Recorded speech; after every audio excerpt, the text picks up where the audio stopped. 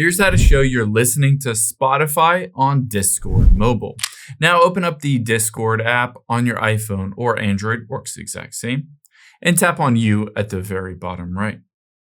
Now from here, you're going to tap on that gear icon at the very top right to get to your settings. And now from here, you can see midway down towards the bottom is Connections. Let's tap on that. Now from here, let's tap on Add at the very top right, and we're going to add Spotify so that it is connected to my Discord app.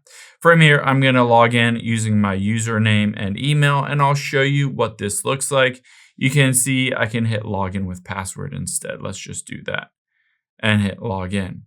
Now, after I've done that, I'm going to hit agree, and you want to make sure after you've done this and connected them, you're going to tap on the X at the top left. And from here, you can choose to display it on your profile.